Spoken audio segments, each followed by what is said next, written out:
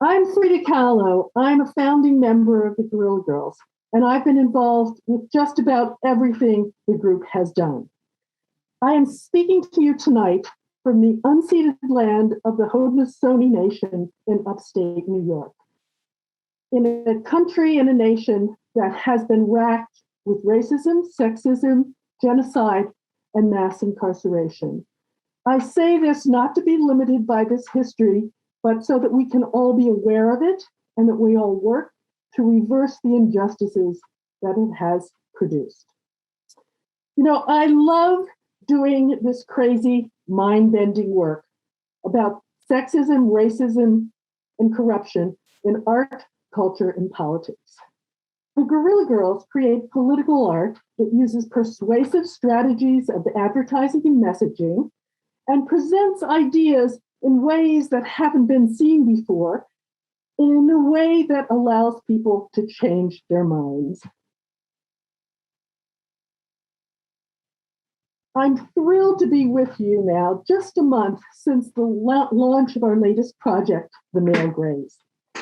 We'll talk more about that later, but first, you know, there are tough times all over the world right now. Demagogues, fascists, white supremacists are all on the rise. And then there's the pandemic, there's income inequality, extreme poverty, and cataclysmic climate change. Why don't we think about starting out tonight with one huge collective scream into our computer screens? Are you ready? Let your roommates know about it. 1, 2, 3, don't be shy.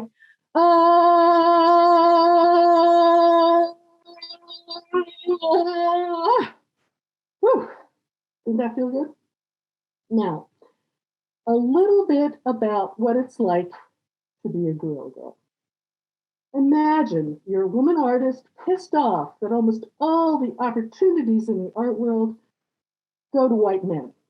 Imagine you go to a protest outside the Museum of Modern Art after it opens with an international exhibition of art in 1984 with 169 artists, but only 13 women and 8 artists of color. And you see immediately that no museum goer even cares.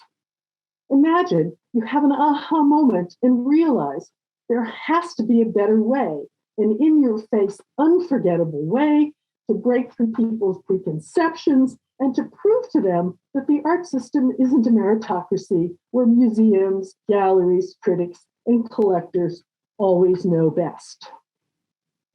Imagine that with some friends, you'd dream up a new kind of street poster to wake people up to the pathetically low number of women artists and artists of color shown in galleries and museums. You call a meeting, decide to be anonymous, and you name yourselves Guerrilla Girls. You pass around a hat to pay for printing. And in weeks, you're sneaking around New York in the middle of the night, carrying stacks of posters and buckets of glue. Your work ignites a public argument about sexism and racism in the art world. What follows? Well, hundreds of works, posters, billboards, street banners, graffiti banners, exhibitions, this in Istanbul, this at the Walker Art Center in Minneapolis, this at Tate Modern in London.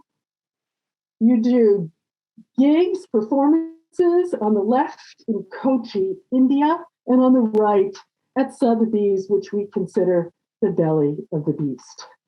There are workshops and books. Not just about the lack of gender and ethnic diversity in art, but also in film, politics, and pop culture. You get thousands upon thousands of messages from people all over the world, ages 8 to 80, saying that your crazy kind of activism is a model for them. Over 60 individuals become members of the Guerrilla Girls. Some stay for months, some for decades, and a few can only bear a single meeting. Together, They're cis, lesbian, transgender, diverse in age, sexual orientation, socioeconomic class, and from many ethnic backgrounds, including Asian, South Asian, African American, Latinx, European, and so forth. Everyone takes the name of a dead woman artist as a pseudonym. From our very beginning to today, we have fought against racism, sexism, museum corruption, income inequality, sexual harassment, and assault. And if you look through our new book, The Art of Behaving Badly, these foundational struggles come through loud and clear. Today, I'd like to show you some of that trajectory. I'd like to show you some examples of our activist work, early and recent, organized roughly by subject matter. Let's start with anti-racism. This is a poster from 1986. Only 4 commercial galleries in New York show Black women. Only one shows more than one. And it immediately brings up the issue of tokenism. That idea, if you show one woman artist, one artist of color, one trans or gay artist, the problem is solved. We have different ideas about that. Racism and Sexism, 1989. This is a really good example of how we craft our work, using disruptive headlines, outrageous design, and then backing them up with irrefutable statistics. In 1989, we twisted around the issue of the value of art collecting and presented it in a way that hadn't been done before. Now, today things are a little bit better, but the top auction price for art by a living woman artist is still only 14% of the top price of art by a living man. And the details there are Jenny Saville painting sold for $2.4 million, compared to a Jeff Koons sculpture for $91 million.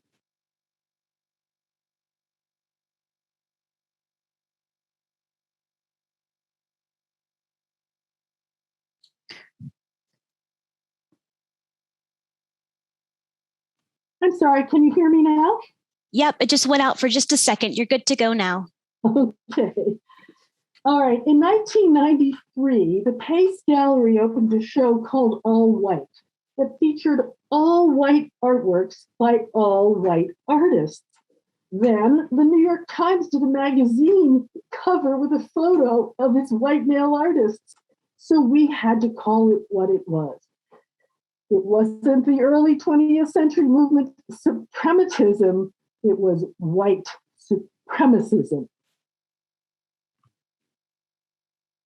In 2003, a bunch of women film directors asked us to do a billboard a few blocks from where the Oscars were being held. And this is what we came up with: the anatomically correct Oscar. He's white and male, just like the guys who win. As usual, we backed up this in-your-face headline with the statistics. And that happened to be the very year that both Halle Berry and Denzel Washington won Oscars for their performances. We updated Billboard in 2016 during the Oscars So White campaign, and this was in Minneapolis. Sadly, not that much had really changed. And around that time, we were working on a poster about US commemorative months and having a hard time fitting the long word discrimination into the design. When all of a sudden a light bulb went off in our brains, discrimination contains the word nation. How perfect for what we were trying to achieve. And this poster is now a video billboard that's showing as I speak on the Sunset Strip in Los Angeles. All right, this brings us to why I'm here tonight. You know, what our historians call the male gaze, we call the male gaze. Are all those naked women in art museums all over the world? Are they just luscious patterns of color and texture? Or is there more going on? What are they doing? What is being done to them? Why don't they have any clothes on? What follows are excerpts from our website, which I invite you to visit, themalegrays.com. Here's the home section. Sexual exploitation, domination, abuse, and voyeurism are everywhere in our culture. And why, when these themes get aestheticized, does the discussion stop? The Male Grace isn't about censoring artworks or condemning sexuality as immoral. It's about facing the fact that Western art is and has been obsessed with female bodies, sex, and violence. You know the art, but do you know the artist? Lots of male artists have exploited and abused women in their real lives. Does that bad behavior find its way into their work? To have a deeper understanding of art in our culture, let's look at art and artists straight on.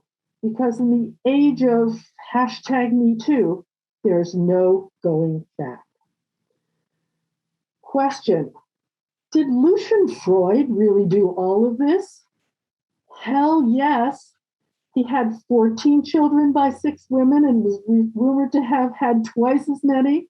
Never saw many of his children until he wanted them to model for him. Painted at least 4 of his daughters naked, one at the age of 14. Got mad when one daughter refused to let him paint her 6-year-old daughter naked. Reconnected with an estranged son at a book launch, then asked if he could paint the son's wife naked. Fathered 3 children by 3 different women, all in the same year. Impregnated a 16-year-old when he was 37. Said women go downhill after the age of 16. Got Sir Lawrence Gowing, principal of the Slade School of Art, to admit young students Freud wanted to have sex with. Had 4 children by a former student, never saw them while they were growing up, and wrote them out of his $162 million will. Who was really shortlisted by the Turner Prize? The English painter J.M.W. Turner was a cheapskate all his life. He never paid housekeepers who lived with him, took care of him, had sex with him, bore and cared for his children. Late in life, he freeloaded at a boarding house run by his mistress. When he died, he cut all of them out of his will, including the children he had ignored their entire lives. But he left a small fortune in unsold paintings to support impoverished artists and to keep his name alive. This became the oh-so-prestigious English Turner Prize. What did Picasso do after Françoise Gillot left him? Cried? Nah. He refused to see their children, found himself an even younger woman, and then ruined Gillot's art career by pressuring galleries not to show her work. These artists were all said to have been violent with their wives. One actually stood trial for her murder. Who was it? Carl Andre. Here's another section of our website. You know, many brave individuals are speaking out. And we've heard about discussions going on right now in museums all over the world about whether or not an artist's bad behavior should be disclosed on captions that explain his work and life. Well, we have some ideas about that. And to set the stage, here is the official portrait of President Bill Clinton hanging in the National Portrait Gallery in Washington, D.C. It's painted by an artist who, like Clinton, had been accused of sexual abuse. What should the National Portrait Gallery say about this oh-so-interesting coincidence? 3 ways to write a museum wall label when the artist is a sexual predator. Well, we're offering them a few ways out. Number 1, don't mention it at all. Chuck Close is one of the most important artists of his generation and the creator of a new kind of portraiture consisting of patterns of color. Number two, mention it just a little bit. Chuck Close is one of the most important artists of his generation and the creator of a new kind of portraiture consisting of patterns of color. Like many artists, he has had a few disgruntled models and employees. Option number three, be straight up honest. Chuck Close has had a huge career with prices to match. He has been accused of sexually abusing models and students he picks up at fancy art schools. How fitting and ironic that he painted the official portrait of Bill Clinton. The art world tolerates abuse because it believes art is above it all and that rules don't apply to genius white male artists. Wrong. And this might be something many of you are familiar with. Art School, Art World Confidential. Young students, horny professors, hooking up with students is no longer okay. But we all know it still happens. And schools are often slow to respond to complaints, and they are often negligent. At the Male Grays, we tell stories of art professors who created hostile conditions in class, preyed on their young students to have sex with them, in some cases impregnated their students, and then kept their jobs and got rid of any female faculty that got in the way. Then we talk about the administrators who pimped for male professors, paid for the silence of abused and pregnant students, or just did nothing. And it doesn't stop after art school. The art world is a hierarchy with mostly men at the top who continue this bad behavior or look the other way when their colleagues engage in it. For example, what did the Museum of Modern Art do when it came out that its board president, Leon Black, gave convicted pedophile Jeffrey Epstein $200 million and then was accused of sexual abuse himself? Basically nothing. Black, billionaire, big-time collector, and owner of Fiden Press gave $40 million to the Museum of Art. Despite all the dirt that came out about him and Epstein, he's still on the board, although he's no longer the chairman. And there's a gallery named after him, and he remains mum on his connection to Epstein. But there's more. A young Russian model and single mother has claimed that Black trapped her for years in an abusive sexual relationship through manipulation, threats, and coercion. Black said it was consensual and that the money he lent her was to buy her silence. She says otherwise and recently sued him for defamation. She also reported that Black sexually abused other women as well. So on this phone booth, remember those things, just outside the museum in 2019, we put up this message to Black and Glenn Dubin, another Epstein pal who's on MoMA's board. Advice to the Museum of Modern Art about big donors with big ties to Jeffrey Epstein. MoMA should kick Black and Dubin off its board immediately, drape the Black and Dubin galleries in black, and put up wall labels explaining why. And Guerrilla Girls volunteer to help with these labels. It's the least MoMA can do for victims of sexual assault everywhere. And finally, on the Male Grays, we invite all of you to come and comment. Tell your stories or mend your way with an apology. And when Art Night in London, in the UK, asked us to create billboards in UK cities to sort of promote the Male Grays, we decided that we would ask everyone to help us wherever they lived. Go to your favorite museums, count the number of naked women in the artworks, then count the number of women artists on the walls. Here are the billboards. And send us your results and post them on the Male Grays for everyone to see and to think about. we promise this might change the way we all think about art forever. Great. Thank you so much, Frida. Thank you. And great. We have a lot of questions. Well, I love shouting at my computer screen. not me. So if do you want to stop sharing your screen so we can see you? Sure. Great. Awesome. So that was fantastic.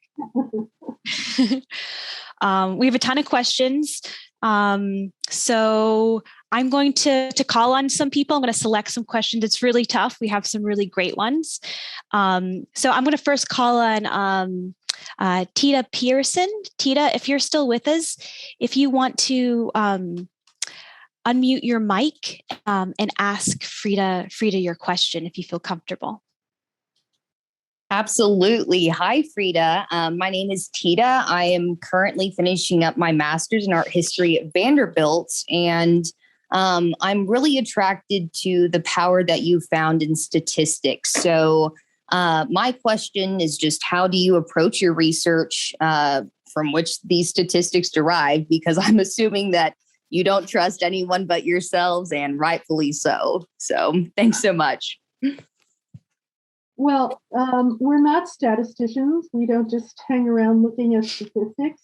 We usually isolate an issue and then search for the statistics that we need for them. In 1985, it was a lot harder before the internet, because you actually had to go to libraries and museums were not very open about their collections. You really had to dig hard to get information about the collections. But that's all changed now. And in the very beginning, we would do what we called 5-minute research projects. We really wanted to change people's minds. We were not writing academic papers or doing sociological studies. So if we couldn't find the information in 5 minutes, we'd figure we'd go on to another idea. So we used to use the Art in America Annual, which I think still comes out every year, where museums and galleries proudly present their stable of artists, and we realized that there was a lot of bad news in that magazine. We kind of go about it like a detective. You go into a museum and you say, there's some information in this place that people don't know, and we're going to find it and present it. Yeah. That's a good question. I think statistics have been so important, right? It's that information that kind of sheds some light on things that, we might suspect or even know. That was a great question, Tita. Thank you. I'm sorry, I have to, sometimes my teeth get itchy. No worries. Scratching my teeth here. Darrell Clark had some really great questions. Darrell, if you're still with us, do you want to, if you feel like unmuting your mic and sharing, we'd love to hear from you for one of your questions. Me? Darrell, are you there? Oh, yeah. Can you hear me now? Yep, we can hear you. Hey, what's going on? What's up, Frida? Hi, how you doing?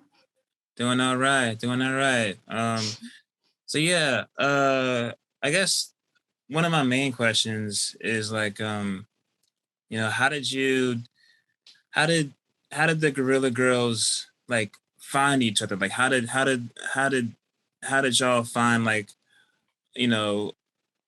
like-minded, Mm-hmm. radical, like-minded people to come together to make this thing into what it is? Well, we didn't really search each other out, and to be honest, we never thought it would be a 35-year, adventure.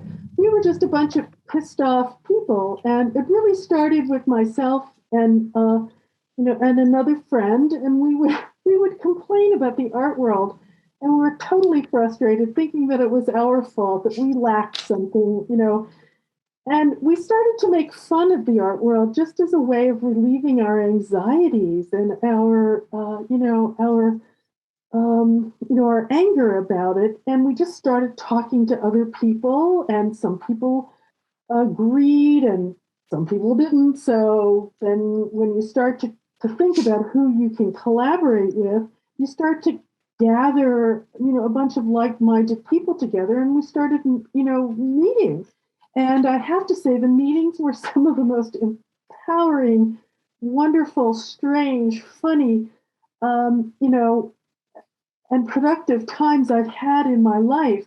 We decided that we were not going to be a talking group. We weren't going to sit around and talk about what made us angry. We were going to come to every meeting with an idea, with a strategy of how we could put information out in the world. Because we knew something was wrong. We didn't know exactly how that, institutional bias worked. There wasn't even that word for it in the mid 80s that we were aware of.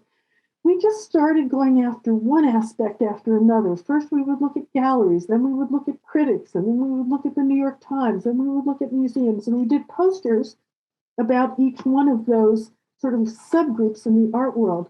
And just like the rant said, try one thing. If it works, try another. If it doesn't work, try another anyway. We just started picking away at it. And it's true, you can't collaborate with everyone. Collaboration is super messy. And to be honest, we've had members leave angry. We've had members leave and want to come back. You really have to choose your collaborators carefully and also be honest with each other and to try things out and to realize that what you're doing is you're formulating a message. It's not that you're just expressing yourselves. You are formulating a message. A good idea is a great place to start, but sometimes it's not a good place to finish.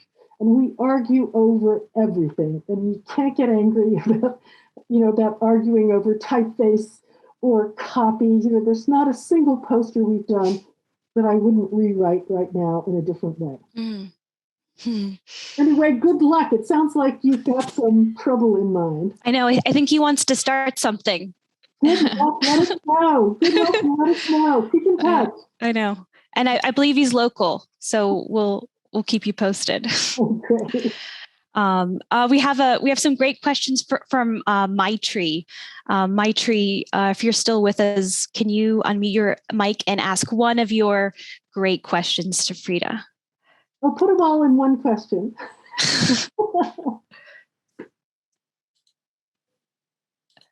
Maitri, thank you so much for doing this. I was very excited to listen to. My question was, in a place like India, where a lot of abusive artists are creating socio-political work, and young artists who work with them are scared to call them out. How do we at least try to make these artists and their work irrelevant and ensure accountability? Boy, that's hard.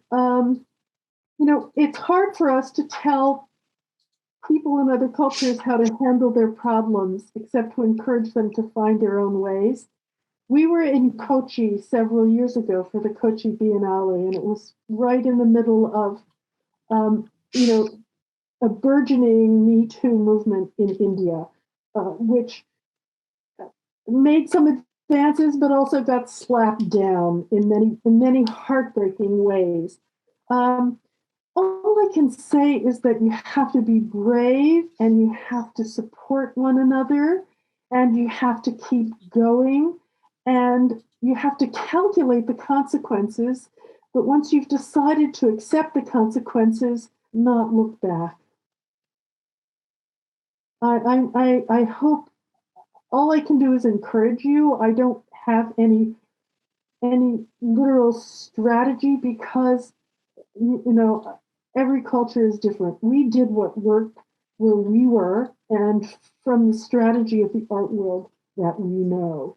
And it took us 35 years to really bring up this issue of sexual abuse, even though we knew it was happening from the time Anna Mendieta was discovered dead, on a rooftop in New York.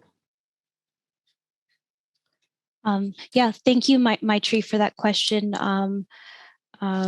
It's amazing to think that you're thinking about art and activism from India, and I think, Frida, those are good questions about kind of thinking of models, but also thinking of the difference within cultures. And yeah, that was great. Thank you. I think we have time for 2 more questions. Jean Benvenuto. Jean, are you still with us? And would you like to, if you'd like to unmute your mic and ask your question to Frida? Yes. Hi, and thank you. With Virginia MOCA as a golden example, have you all noticed that as more women are involved in museum management and curation and curatorial work, that the situation has improved for women and other marginalized artists? Thank you. Well, I think it's one should not always assume that when women are in positions of power and people of color are in positions of power, that things will improve. Oftentimes they're used as a kind of front for same old, same old. But we were in the Venice Biennale in 2005, the very year that 2 women were first appointed directors of the large group show. First time in almost 100 years of the Biennale. It was kind of shocking to realize that there had never been any women directors. And surprise, there were more women artists in that show than ever. Let's hope that that's the case. And if it's not the case, then we need to pressure, women and people of color in positions of power to exercise that power towards diversity. Mm-hmm. Thanks, and I think that leads really nicely to kind of our next and final question. Lauren Townsend, are you still with us, Lauren? If so, are you able to ask your question?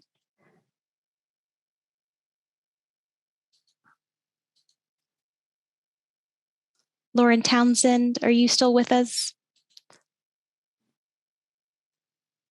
Okay. I'll ask Lauren's question for her.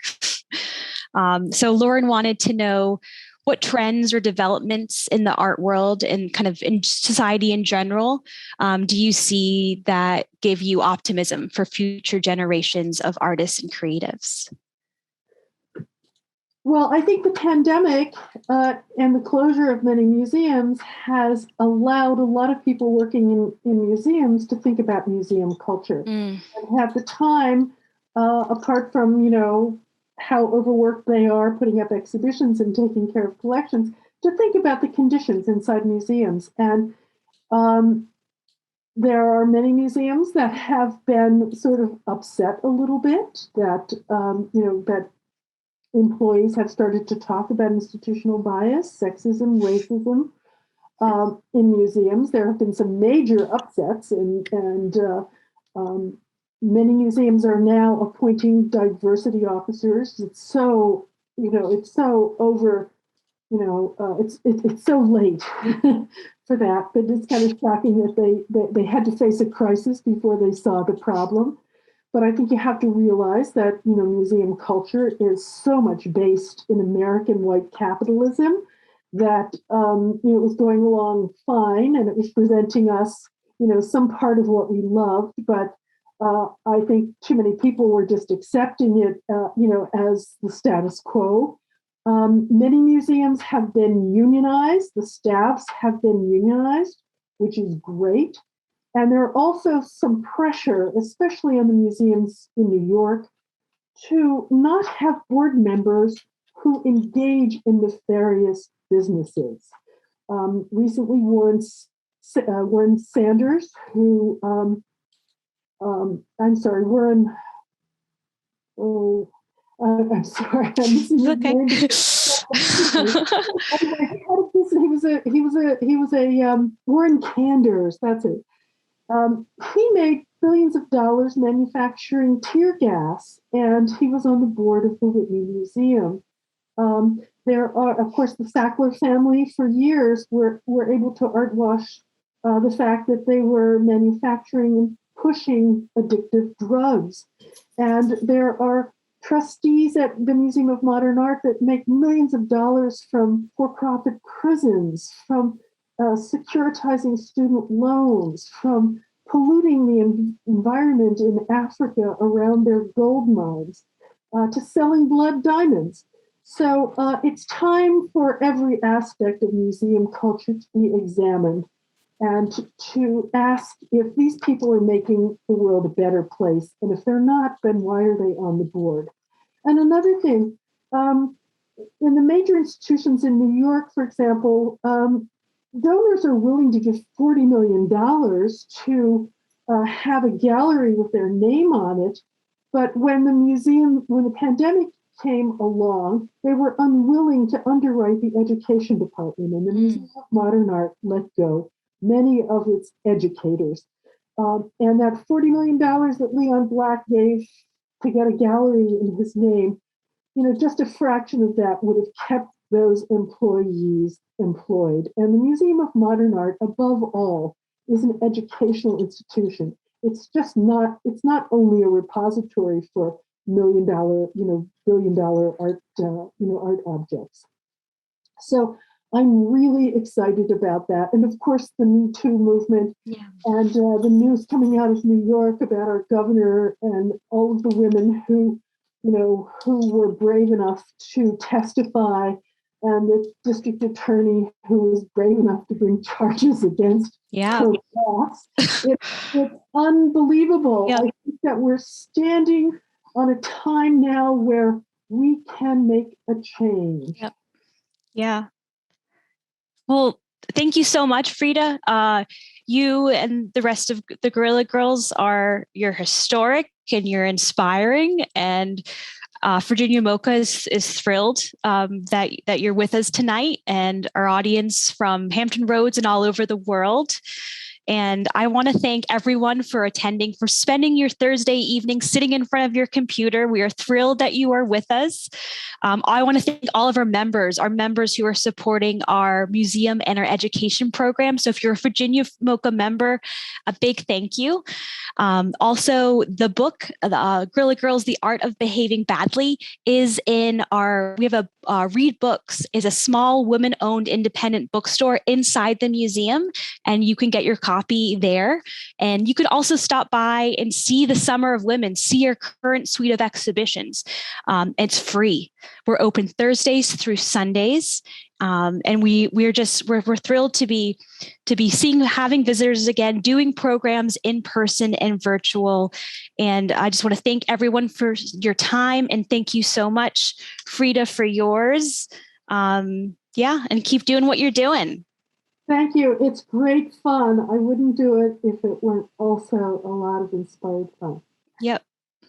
Awesome. Thank you. Bye-bye. Bye, everyone. Thank you.